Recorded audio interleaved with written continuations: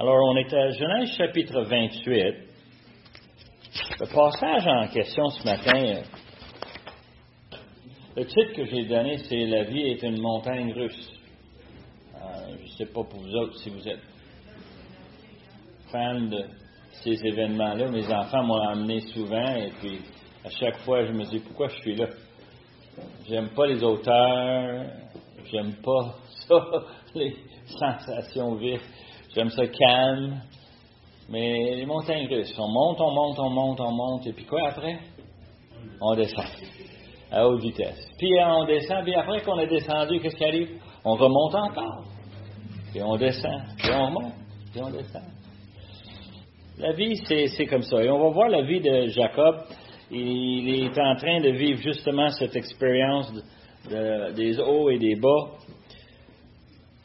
Nous, on peut dire que la vie en général est comme ça. Et on dit ça en termes d'expérience physique, n'est-ce pas? On vit dans un monde où on a souvent des démarches et puis on a des succès en affaires, des succès en termes de travail. On a aussi des fois des échecs. On a des fois des expériences qui sont pénibles. Ceux qui ont déjà perdu leur emploi peuvent m'en parler, je suis sûr.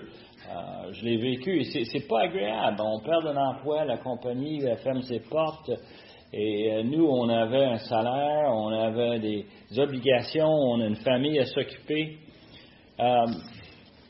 Des fois, on dit que on a plein d'événements dans la vie qui sont joyeux et d'autres fois, c'est tellement triste. Un des plus joyeux, c'est les mariages. On voit des mariages. C'est donc fantastique de voir un couple qui se met ensemble et qui prennent une décision. Et c'est merveilleux. Puis aussi, on a des choses comme des funérailles où on est triste parce qu'on va perdre quelqu'un qui nous a été cher et ils ne sont plus avec nous. On a aussi dans la vie plein de situations, des imprévus, n'est-ce pas? Des accidents. Les accidents, des fois c'est fâcheux, d'autres fois c'est même grave. Dans même certains cas, chez nous, on a perdu mon gendre par un accident d'auto. Il était en moto et l'auto a coupé devant lui et lui a perdu la vie instantanément. C'est sérieux.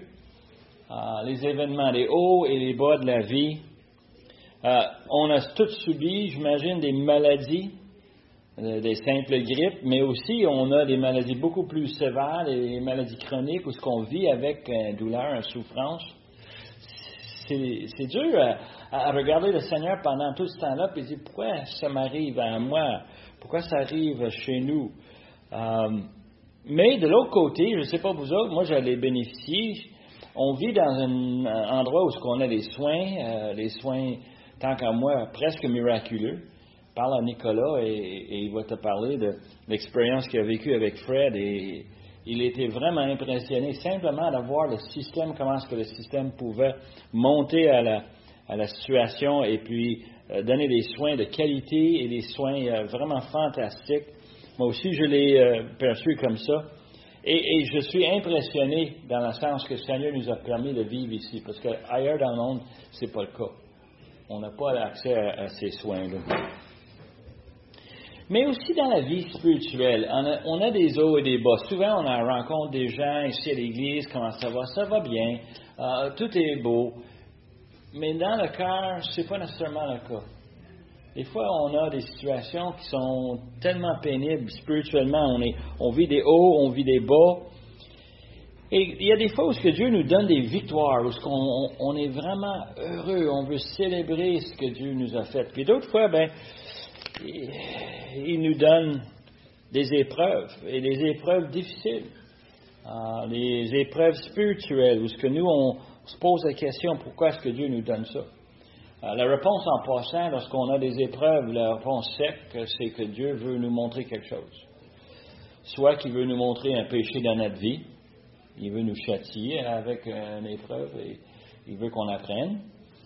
D'autres fois, c'est simplement parce que Dieu veut servir de nous comme témoins à d'autres personnes. On ne le réalise pas. Beaucoup de gens, lorsqu'ils passent les épreuves, ne réalisent pas qu'il y a d'autres personnes qui sont affectées et qui sont impressionnées par ce qui arrive. Mais on a des hauts et des bas, et Dieu nous fait exposer à toutes ces choses-là. Et dans le chapitre 28, 29, 30, 31, on va voir comment est-ce que Jacob va vivre des hauts et des bas. Et on va regarder lui et sa famille, on va essayer de comprendre ce qui se passe, mais en même temps, on va essayer d'identifier c'est pourquoi est-ce que Dieu a placé ça ici pour nous. C'est-tu simplement pour nous divertir, ou c'est-tu vraiment des choses que nous, on peut mettre en application dans notre vie? Dans le contexte de ce matin, ça se trouve dans Genèse chapitre 28, les premiers versets. Isaac appela Jacob, le bénit et lui donna cet ordre. Tu ne prendras pas une femme parmi les filles de Canaan. Lève-toi, va à Paddan Aram, à la maison de Bethuel, père de ta mère, et prends-y une femme entre les filles de Laban, frère de ta mère. Que le Dieu Tout-Puissant te bénisse, te rend fécond et te multiplie afin que tu deviennes une multitude de peuples. Qu'il te donne la bénédiction d'Abraham à toi et à ta postérité, avec toi, afin que tu possèdes le pays où tu habites comme étranger, et qu'il a donné à Abraham. Et Isaac fit partir Jacob, il s'en alla à Paddan Aram auprès de Laban, fils de Bethuel, l'Araménien, frère de Rebecca, mère de Jacob et d'Ésaü. Alors, on a cette introduction ici. Non, le problème qu'on a ici, c'est que c'est pas exactement ça. On commence le chapitre et on voit que Isaac va envoyer Jacob à Charan pour trouver la famille de Rebecca. Mais c'est beaucoup plus complexe que ça. Parce que nous avons eu, la semaine passée, la discussion sur chapitre 27, et on a vu que chapitre 27, ça suit 26. Il y a quand même un cheminement assez impressionnant dans la vie de Jacob. Jacob a acheté le droit d'aînesse de son frère pour une bol de soupe. Déjà, là, ça sonne drôle, oui? Yeah. Qui dans sa vie va jeter Ésaü, il avait faim, donne-moi de quoi manger ou je meurs. C'est la drame familiale incroyable. Et Jacob a dit, oui, donne-moi ton droit d'aînesse, tu peux avoir un bol de soupe, pas de problème. Et on voit ce scénario où Jacob profite de son frère. Et plus loin, on a vu dans le chapitre 27 que Jacob, sous l'influence de Rebecca, j'ajoute, de sa mère, il a volé la bénédiction d'Ésaü. Et ils l'ont fait en trompant leur père Isaac, que lui essayait de passer une vite et essayait de bénir Isaac en arrière. Et c'était un exercice plutôt clandestin, mais Rebecca a tout entendu et elle a embarqué son fils Jacob. Et il a dit, hey, va préparer les chevreaux, mettre le pot de chèvre sur les bras, sur le cou. Ton père va penser que c'est Ésaü, il va te donner la bénédiction.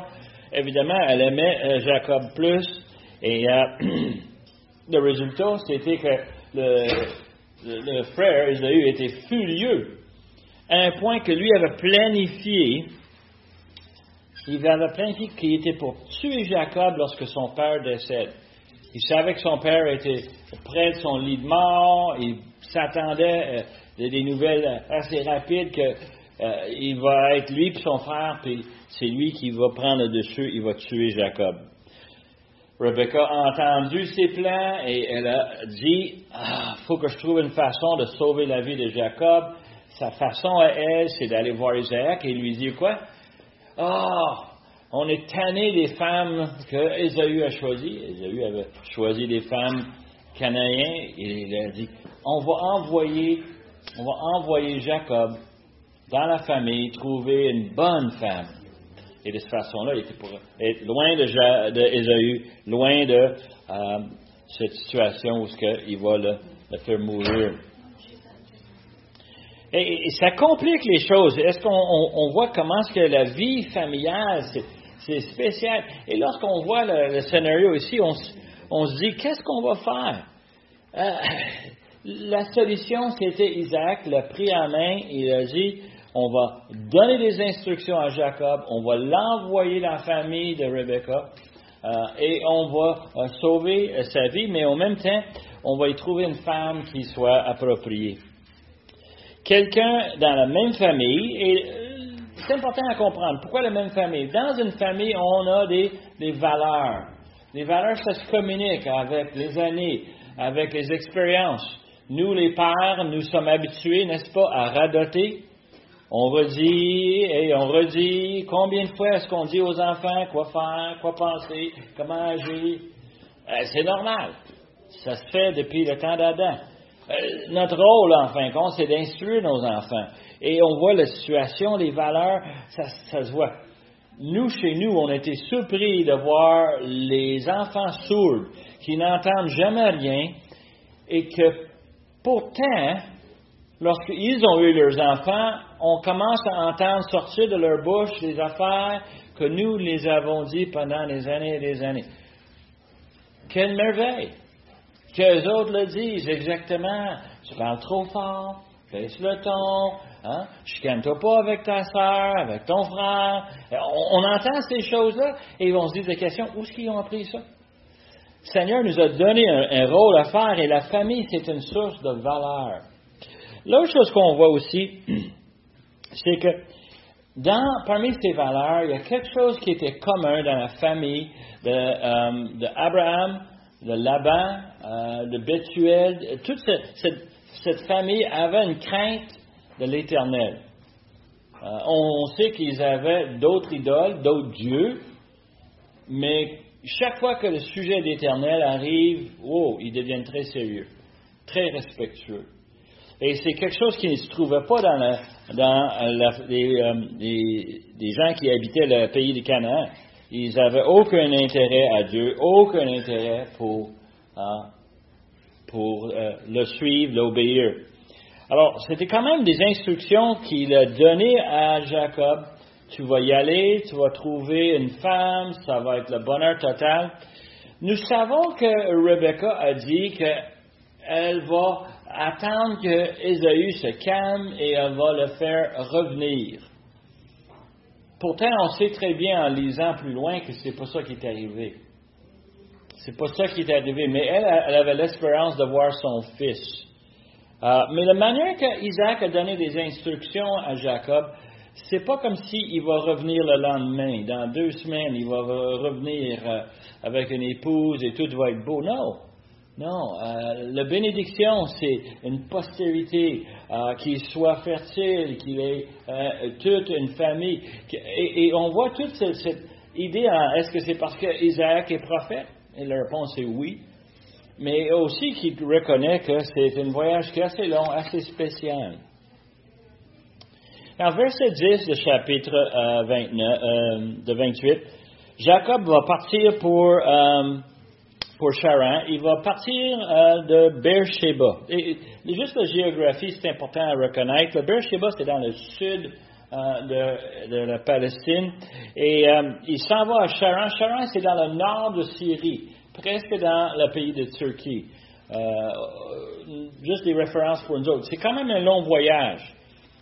Un voyage d'à peu près 700 kilomètres. Et Jacob est seul. Il n'est pas là avec le train ou avec l'avion. Non, il est en train de faire 700 kilomètres à pied. Il est en train de marcher et il n'a pas grand-chose avec lui. Il est tout seul. Et il commence à réfléchir. Je ne sais pas vous autres, est-ce que vous avez souvent du temps à vous tout seul? Ou est-ce que vous avez une opportunité à juste réfléchir? Moi, je me trouve souvent dans l'auto, beaucoup de voyagements.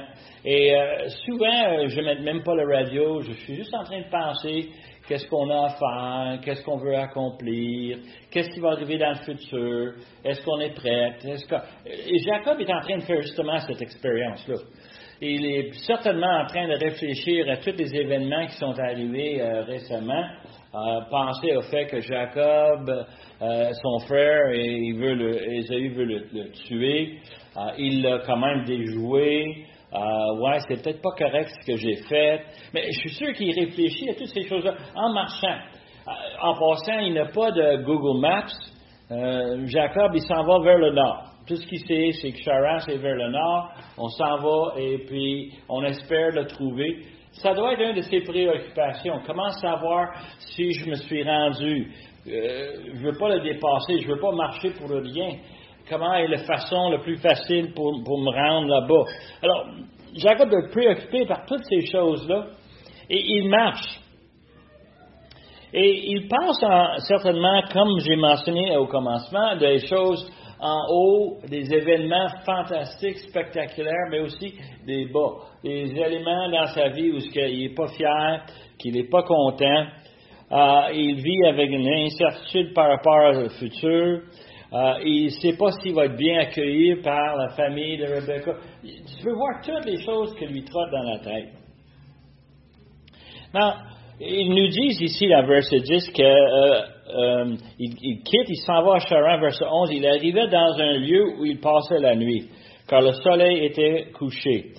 Il prit une pierre dont fit son chevet et il se couchait dans ce lieu-là. On va voir plus loin que le lieu, c'est ce qu'on appelle Bethel aujourd'hui. C'est Jacob qui va le nommer. Et c'est un endroit qui est à peu près 75 à 80 kilomètres au nord de Beersheba. Littéralement, le voyage d'à peu près un jour, deux jours. Il est là, il est dans un champ, il est fatigué, le soleil est couché. Qu'est-ce qu'il va faire? Il va dormir. Et lui, il prend un rocher, une pierre comme oreiller. Et déjà, comme enfant, quand j'avais lu cette histoire-là, je trouvais ça un peu stupide. D'habitude, un oreiller, on aime ça quelque chose d'un peu plus doux qu'une pierre, n'est-ce pas? Mais ça doit être une pierre qui est à la bonne hauteur. Mon beau-père m'avait enseigné que quand on achète un divan qui a une distance entre les coussins et la coudoir, toujours la distance de l'oreille et l'épaule. Et je l'ai regardé en disant, de quoi tu parles? Puis là, il me disait, oh! La somme parfaite, ça se fait quoi avec une bonne oreiller, juste la bonne hauteur? J'imagine que c'est ça que Jacob a fait. Il a trouvé un pierre qui faisait l'affaire et il s'est couché. Now, ce qui va arriver, c'est qu'il va s'endormir et comme tout le monde qui dort, on a des rêves. Et on a des rêves des fois un peu bien banals ou d'autres fois on a des rêves bien niaiseux. Je parlais à une Christiane ce matin. Moi, hier soir, j'ai rêvé qu'elle est partie, elle a acheté une maison et elle nous a trouvé une place. Et j'ai expliqué que c'était une rue qui était sans issue. Comment est-ce qu'on peut se rendre dans une maison quand on ne peut pas même se rendre par la rue en question. Et c'était fascinant de voir comment est-ce que dans une rêve, on peut penser à des choses ridicules comme ça. Mais on avait du fun à parler de ça et à penser à ça. Mais ici, verset 12, on a tout un songe, tout un rêve, OK? Et voici une échelle était appuyée sur la terre et son sommet touchait au ciel. Et voici les anges de Dieu montaient et descendaient par cette échelle. Et voici l'Éternel se tenait au-dessus d'elle et il dit, je suis l'Éternel, le Dieu d'Abraham, ton père, et le Dieu d'Isaac. La terre sur laquelle tu es couché, je la donnerai à toi et à ta postérité. Ta postérité sera comme la poussière de la terre, et tu étendras à l'Occident et à l'Orient, au septentrion et au Midi. Et toutes les familles de la terre seront bénies en toi et en ta postérité. Voici, je suis avec toi, je te garderai. Partout où tu iras, je te ramènerai dans ce pays, car je ne t'abandonnerai point, que je n'ai exécuté ce que je te dis. Alors, c'est toute une rêve, et c'est une rêve qui est spéciale. On parle ici d'une échelle. Le mot hébreu, j'ai déjà mentionné, il y a des mots hébreux qu'on a qui sont plutôt génériques. Ils peuvent être traduit par d'autres choses que simplement échelle dans ce cas-ci. Une échelle peut être aussi un escalier. Ça pourrait être. Et la raison pour laquelle je dis ça, c'est que l'image ici, on a des anges qui montent et descendent. Et je trouve ça un peu bizarre comme rêve d'avoir des anges qui grimpent dans une échelle. Non, c'est un escalier.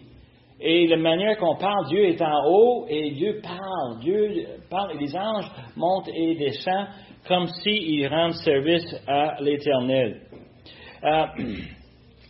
Ce qui est vraiment frappant, c'est que Dieu va donner dans cette songe, il va donner à Jacob une révélation qui est, en fin de compte, c'est pas du neuf, hein? C'est la même promesse qu'il a faite à Abraham. C'est la même promesse qu'il a faite à Isaac. C'est les promesses d'avoir une postérité, une nation nombreuse, toute une famille. Et il donne cette même promesse. Il a dit, ça va être tellement nombreux, ça va être comme la poussière. Je ne sais pas vous autres, chez nous, quand on fait le ménage, il y en a de la poussière. Puis on en ramasse la poussière. Et c'est partout. Et c'est vraiment l'image que Dieu veut donner à Jacob. Nombreux comme la poussière. Ça va être partout. Et il va leur donner un pays pour leur nation. Grand dans toutes les directions. Il parle ici des 4 différentes directions. Nord, sud, est, ouest. Ils vont remplir ce pays-là. Et c'est drôle parce que jusqu'à date, c'est Abraham, c'est Isaac, c'est Jacob et Ésaü. Ils sont promenés dans un pays avec des troupeaux. Ils avaient le territoire au nord, au sud. Ils pouvaient se rendre où il y avait le pâturage, où il y avait de l'eau. Les autres étaient déjà libres dans un énorme pays et ils vont le remplir un jour par leur postérité. Et il dit aussi encore cette promesse qui est importante pour nous. Il dit que Jacob et ses descendants vont être une bénédiction pour toutes les nations. Et nous, on sait de quoi est-ce qu'il parle. Il parle que le fait que à partir de Jacob va venir les bénédictions de Dieu, mais surtout les bénédictions de notre Sauveur Jésus-Christ qui va être né, qui va vivre sur la terre, qui va donner sa vie sur la croix pour payer nos péchés. Quelle grande bénédiction! Est-ce qu'il y en a une plus grande que ça? De nous donner une vie éternelle avec le pardon qui vient de son Fils. Alors, on voit cette promesse que Dieu donne à Jacob. Et il y a des choses que je veux que vous constatez. C'est la même promesse qu'il a donnée à Abraham. Et d'un sens, c'est la même façon qu'il a donnée à Abraham. Parce que là-dedans, il n'y a jamais de condition ici. Il n'y a aucune condition. C'est Dieu qui va tout faire. Jacob doit quoi faire? Rien. C'est automatique. Dieu le donne et Dieu va le faire. C'est unilatéral. C'est seulement Dieu qui va agir. Et lorsque Jacob se réveille, il est vraiment impressionné. Il dit, verset 16, « Certainement l'Éternel est en ce lieu, et moi je ne le savais pas. » Il eut peur et dit, « Que ce lieu est redoutable. C'est ici la maison de Dieu, c'est ici la porte des cieux. » Et c'est pour ça qu'il a donné le nom Bethel. Bethel veut dire la maison de Dieu. Jacob, il donne justement la gloire à Dieu pour le fait qu'il a donné cette révélation. Et il est frappé par tout ce qu'il a vu dans le rêve, tout ce qu'il a entendu dans cette songe. Et il a peur, il a la crainte de Dieu. Il reconnaît que Dieu est en charge. Et là, il veut faire de quoi pour adorer le Seigneur, adorer Dieu. Qu'est-ce qu'il fait? Il prend la pierre sur laquelle il était couché, il le place comme un monument, il va loin de l'huile, il veut donner cette place un monument pour le Seigneur. Verset 18. Et ensuite, verset 19, il donne le nom de Bethuel, mais auparavant, cet endroit, on l'appelait Luz, alors il change le nom. Et là, verset 20, Jacob va faire un vœu tellement important. Il dit, « Si Dieu est avec moi et me garde pendant ce voyage que je fais, s'il me donne du pain à manger et des habits pour me vêtir, et si je retourne en paix à la maison de mon Père, alors l'Éternel sera mon Dieu. Cette pierre que j'ai dressée pour monument sera la maison de Dieu, et je donnerai la dîme de tout ce que tu me donneras. » J'ai fait exprès pour le lire dans la façon que c'est écrit en français. En anglais, c'est très semblable.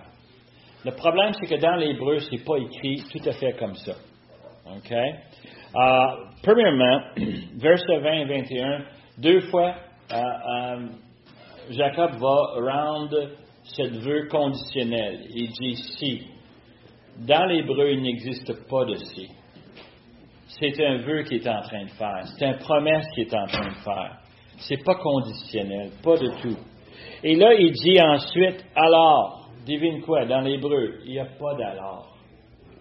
Si on lit comme c'est écrit dans l'hébreu, c'est que Dieu était avec moi et me garde pendant ce voyage que je fais. Il me donne du pain à manger et des habits pour me vêtir. Je retourne en paix à la maison de mon Père. L'Éternel sera mon Dieu. J'espère que vous voyez la différence. Là. La manière que c'est écrit, c'est logique pour un anglophone ou pour un francophone de le lire comme ça. Mais la réalité, c'est que c'est pas conditionnel. Dieu a déjà donné sa promesse. Il a déjà garanti qu'il va s'occuper de Jacob pendant son voyage. Il va le ramener. Il va le bénir. Il n'a pas besoin d'un Jacob de mettre l'Éternel à l'épreuve. Et la balance de chapitre 29, 30, 31, si on regarde avec l'idée que Jacob a fait un vœu intentionnel, il s'est engagé envers l'Éternel, ça se lit tellement plus logiquement si on regarde ces chapitres avec l'idée que Jacob s'est donné à l'Éternel. Et il y a des choses qui vont arriver dans sa vie. Je suis sûr qu'il y a des choses qui arrivent dans chacun de vos vies. Lorsqu'on arrive sur un haut et un point haut dans la vie, est-ce que c'est facile de tourner vers l'Éternel et dire « Merci Seigneur ». Ça, moi, on le dit à chaque repas. On remercie le Seigneur pour les bénédictions, pour la nourriture qu'il nous donne fidèlement. On est sur un haut. Notre vie va bien à cause de l'Éternel. Mais il y a aussi des moments où il y a des bas. Est-ce qu'on est capable de louer le Seigneur quand on est éprouvé? Pas facile, hein? Et d'ailleurs, c'est ça qu'on va voir à travers la vie de Jacob. Alors, on voit comment est-ce que Jacob promet de donner quoi? Une dîme. Première fois qu'il y a une dîme enseignée dans les Écritures. Première fois qu'on donne une garantie. Non, c'est deuxième fois, parce qu'Abraham avait promis à Melchizedek de lui donner une dîme. Mais on voit comment est-ce que déjà il est intentionnel, même avec son offrande. Quelque chose de spécial.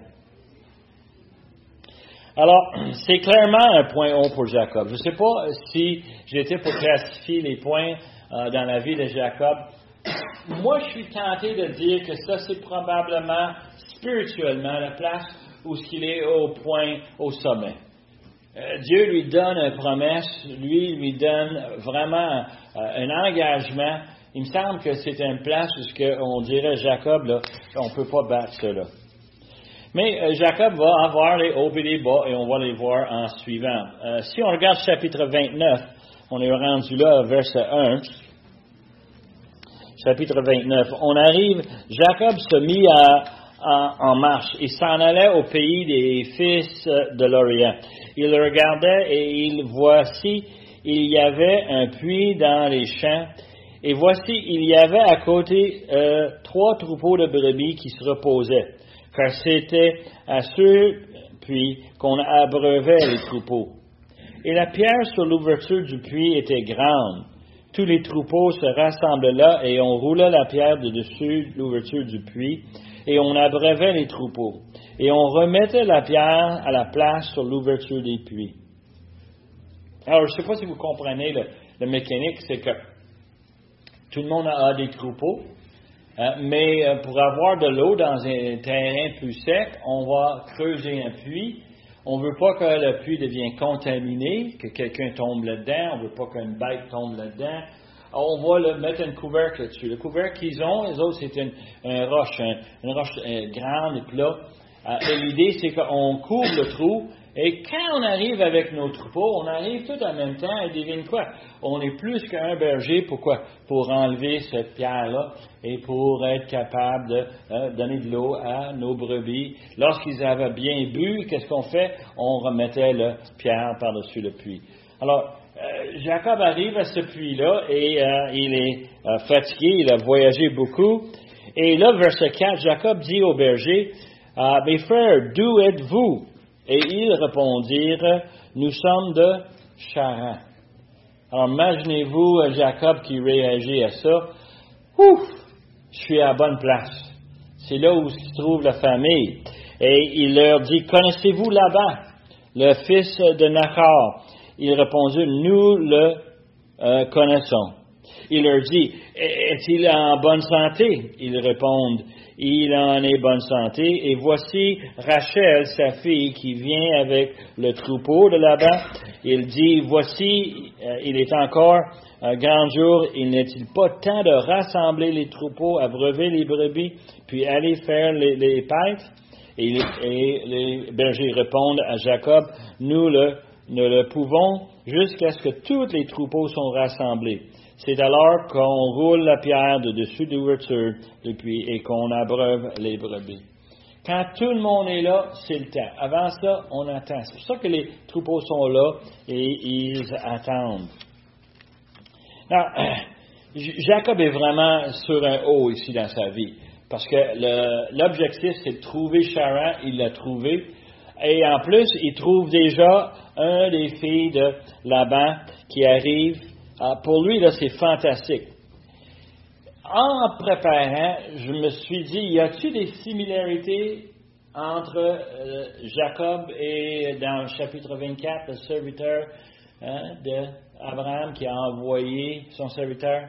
Il trouve la bonne place. Il arrive à la bonne place. Il se fait présenter déjà par quelqu'un de la famille. Et c'est comme si c'est du déjà vu.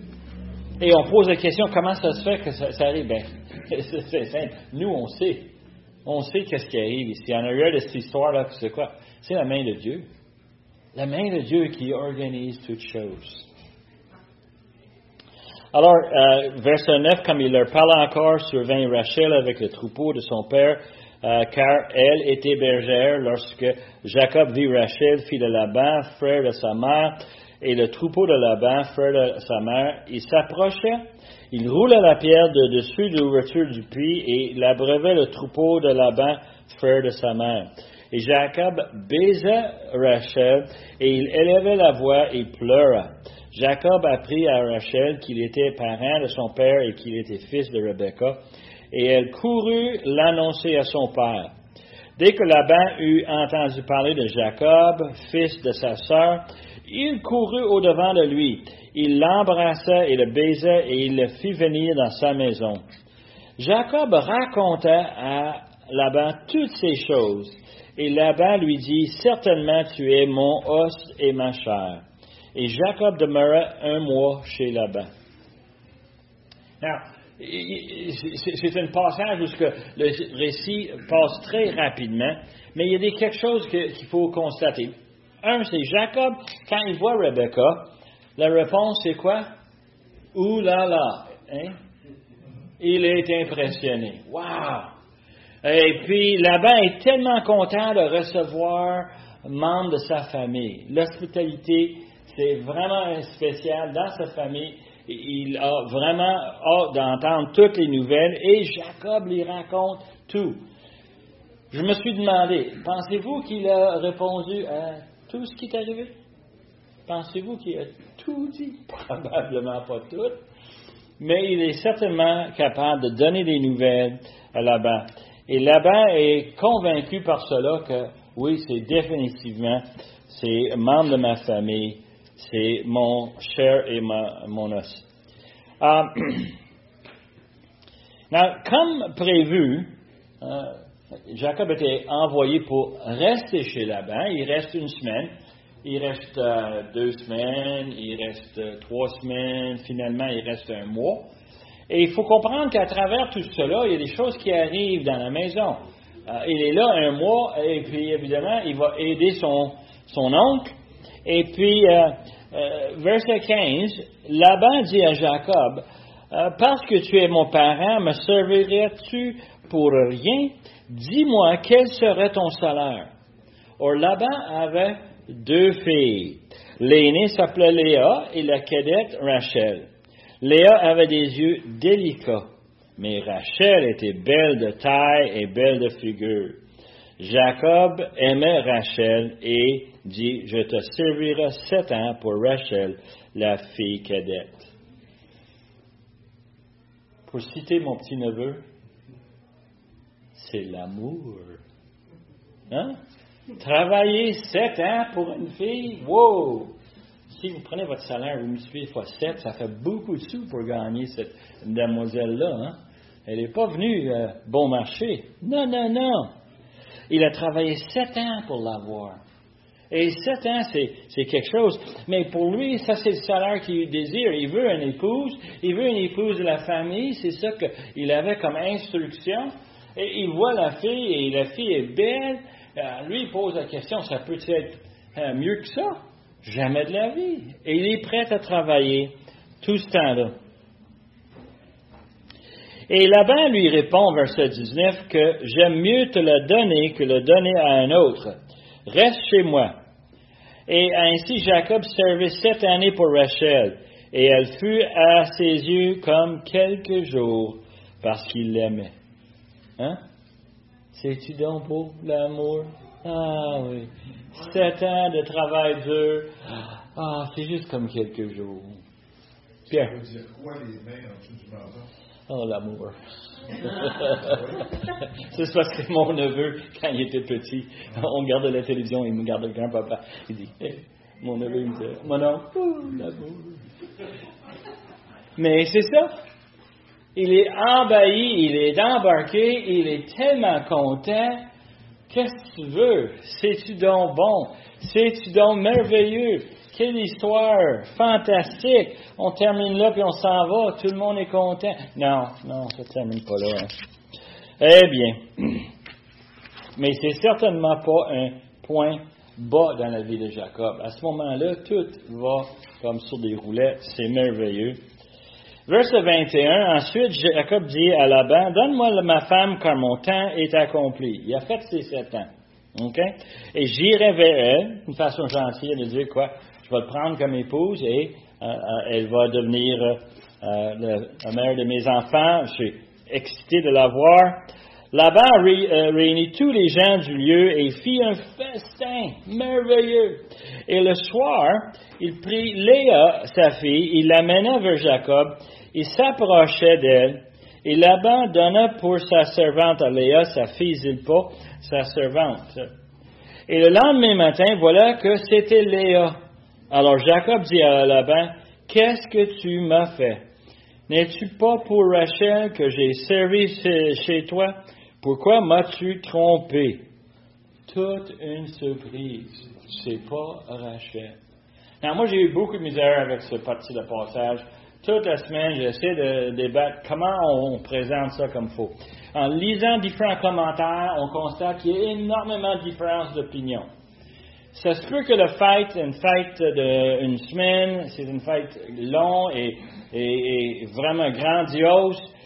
Beaucoup de vin, beaucoup de commentaires pensent que Jacob était ivre.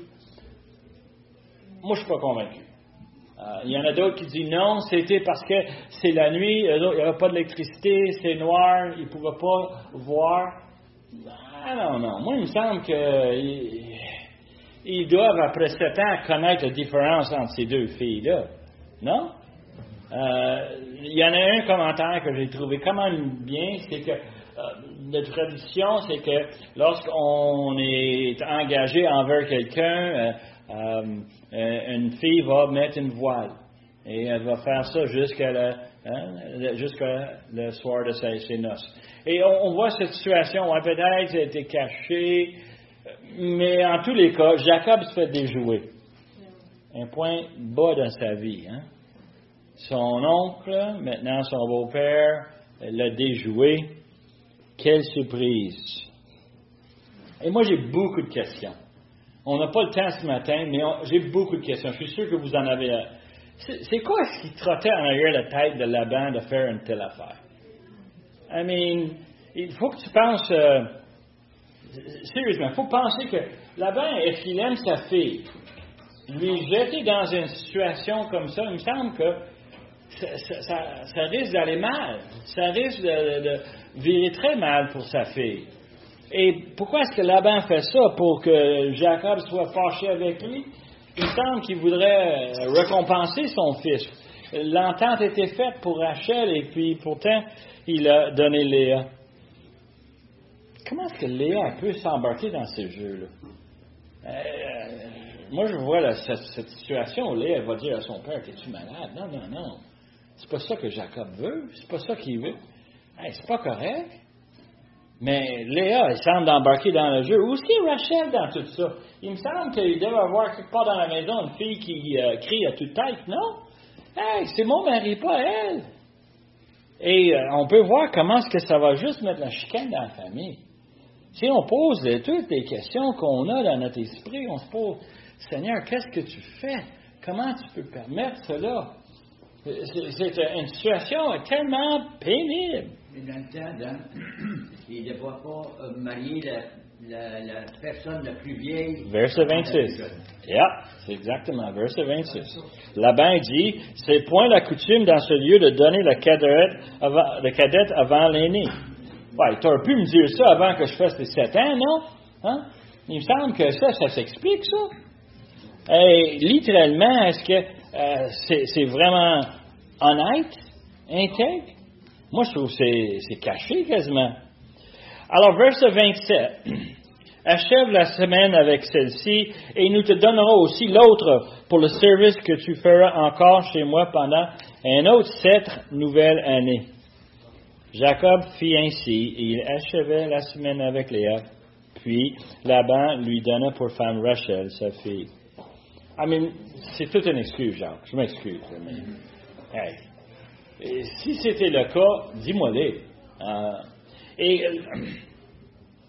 L'entente, il semble ici que Laban cherchait du main-d'œuvre pas cher pour un autre 7 ans. Je ne suis pas sûr qu'il avait pensé si loin dans le futur, mais il me donne l'impression, n'est-ce pas? C'est un gars qui manigance les choses, qui manipule, et il semble qu'il cherche à avoir Jacob. Un des commentaires que je trouve qui n'est pas correct disent que Laban n'avait pas de garçons, il y avait juste des filles, puis il en avait besoin du main-d'œuvre. Je sais que plus loin, on va parler des fils de Laban. Laban avait des garçons quand même. L'idée ici, là, il semble que c'est spécial. Est-ce que c'est juste parce qu'il voulait Jacob? Est-ce qu'il voulait la garder? Et littéralement, on peut voir comment est-ce que ça, c'est un point bas. Tu peux voir Jacob, à chaque matin, il se lève et il dit, comment ça se fait que l'Éternel, qui m'a fait une promesse fantastique à Bethel, maintenant je suis en train de vivre quasiment un enfer. Ça va empirer, Jacob. Tu vas voir. Mais ce qui est fascinant dans la situation, là, c'est que Jacob, à travers toutes ses expériences, semble de quoi? De soumettre et d'obéir.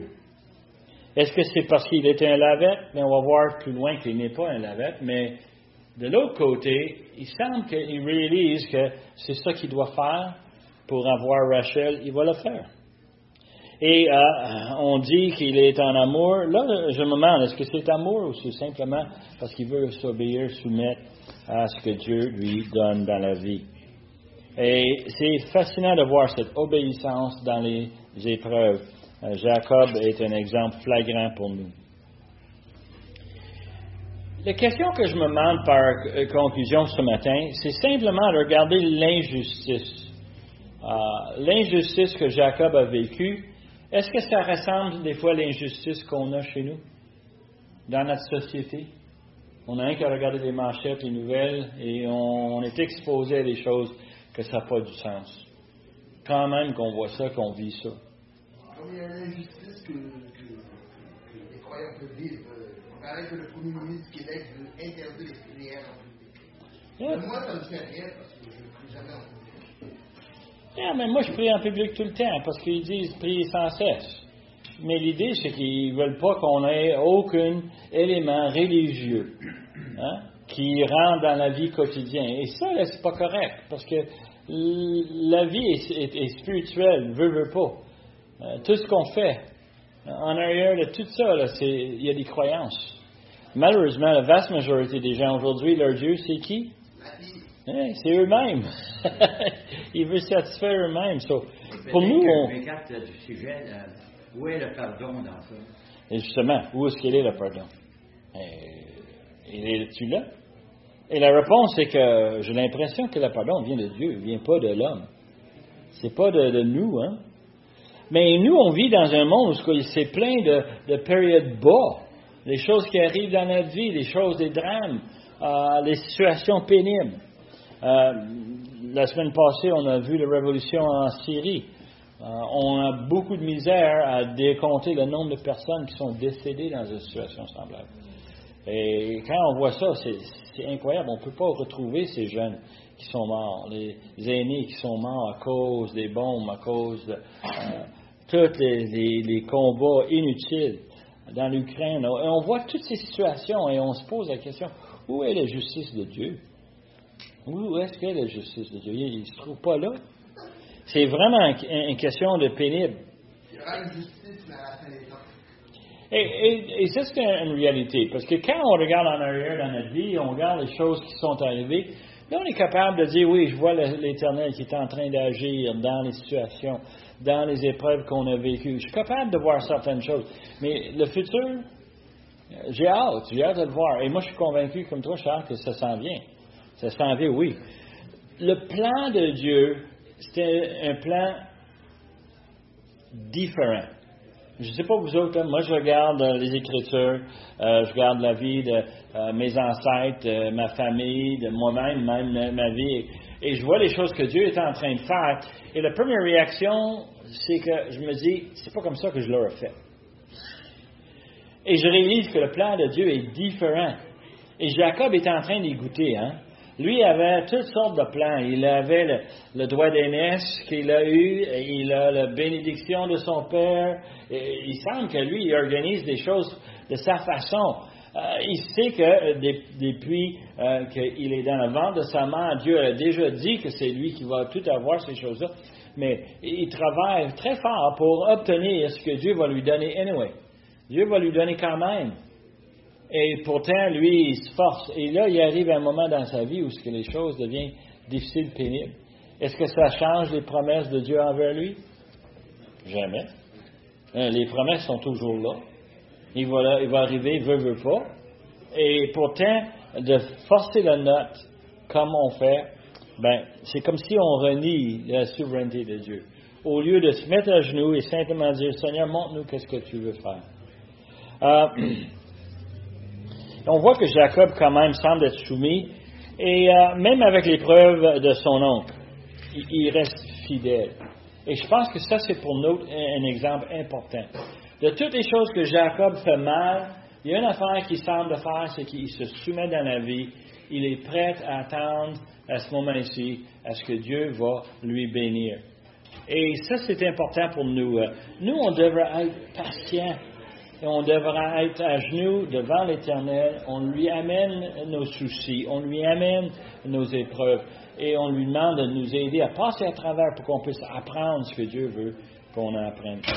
Pour moi, ça, c'est les choses peut-être les plus importantes qu'on étire de la vie de Jacob, dans ses hauts et ses bas. Sa vie n'est pas terminée. On a encore un autre 20 chapitres de Jacob et on va les regarder dans le Nouvel An. Nous allons terminer ici